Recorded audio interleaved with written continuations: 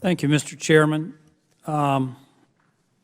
Shalansky, you clerked for the U.S. Court of Appeals for the D.C. Circuit. You also clerked for the U.S. District Court in Philadelphia and later for Justice Scalia, the U.S. Supreme Court.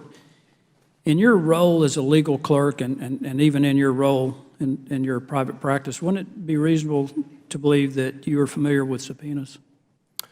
That's a yes or no.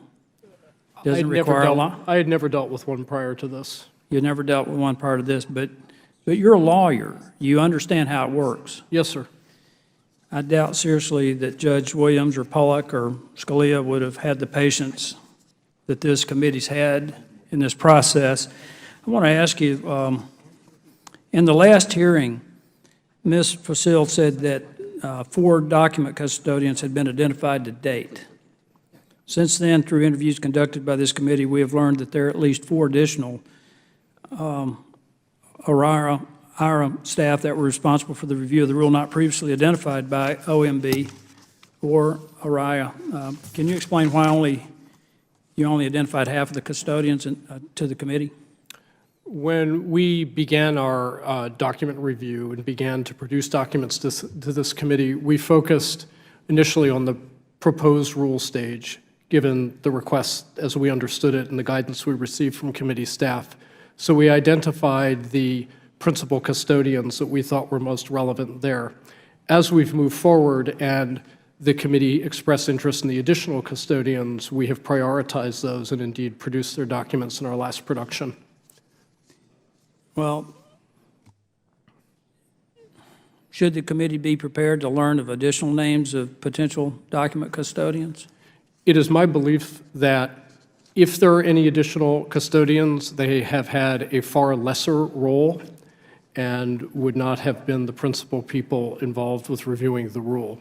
Well, how long would it take to ask everyone at ARIA, did you work on the waters of the U.S.?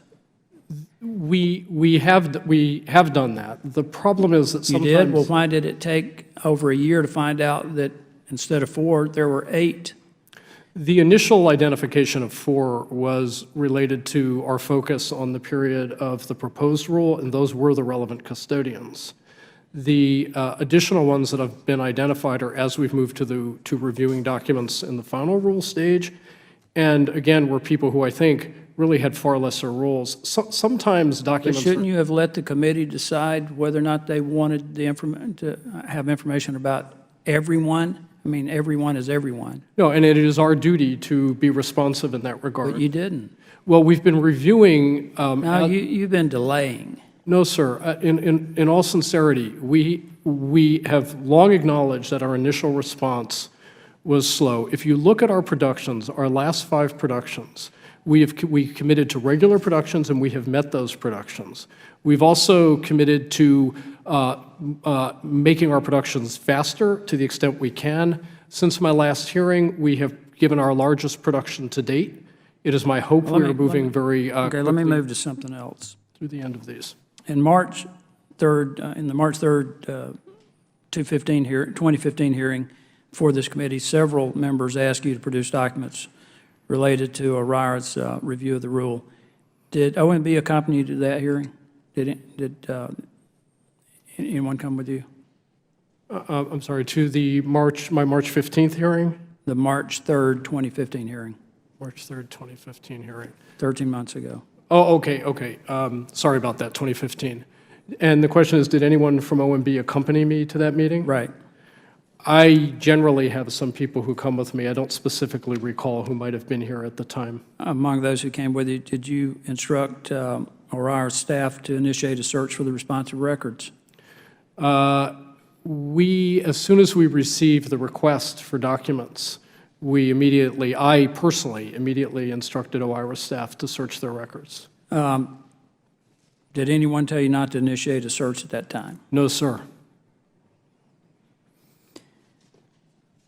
Well, I know that, and the frustration of the committee is after the hearing, the committee staff followed up with your staff on numerous occasions about this request, but received no response. And I think we'd like to know, and I think all of us on both sides of the aisle would like to know why there's been no response.